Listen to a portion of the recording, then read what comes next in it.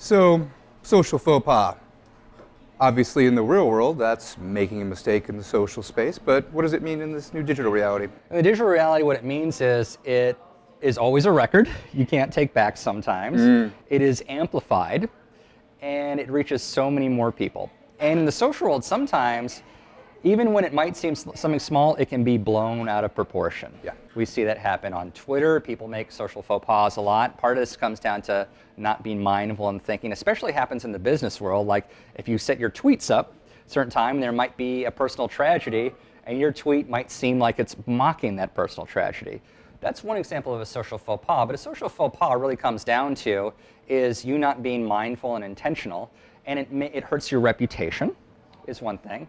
And it also hurts your relationships, or it can if you don't know how to respond in an effective way. Anything from, my bad, I wasn't thinking. The social faux pas typically are people who are doing things unintentionally. Yeah. One example is, do you have too many chats open?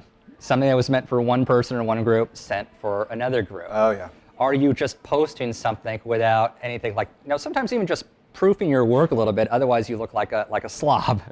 Now, even though we can correct and we can auto-correct, but sometimes it's like you're showing, I don't really care as much about you. I'm more interested in being impulsive and broadcasting and broadcasting and broadcasting than saying, I took some care and time. For example, letters, when it used to be have to put a stamp on it, you have to be thoughtful, you have your little books out here to write stuff down.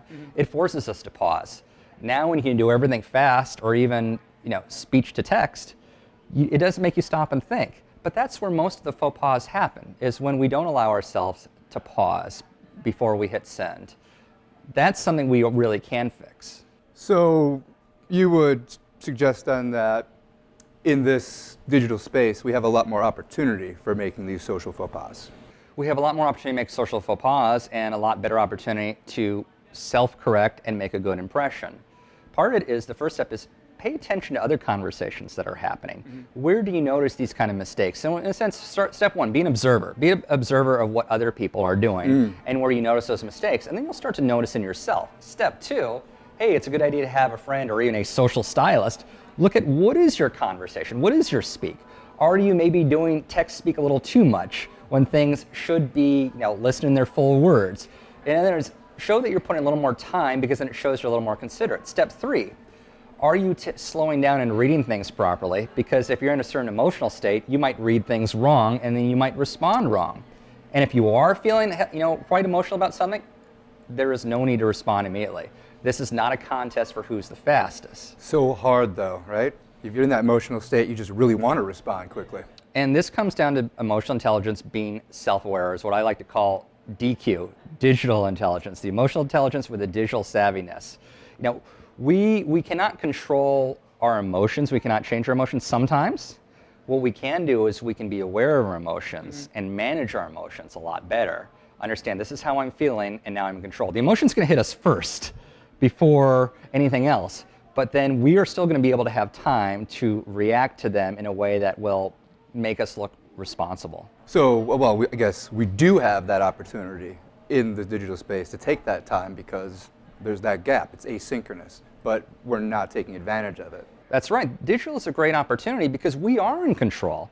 We've just somehow decided that somebody sends us something, boom, we got to do it right back. Right. Because we've created this expectation on ourselves that we need to react as fast as a computer because you can. What we need to do is set expectations for ourselves as well as for others. What if somebody does respond to you on Facebook, or somebody asks you a question on Facebook?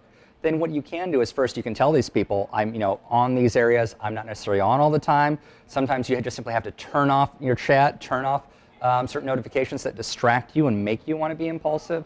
This is where a social stylist comes in. They can look at first technology to help you with yourself, but at the same time is to teach you, put you in a volatile situation, and then understand, how are you feeling? Hey, write about it, do something.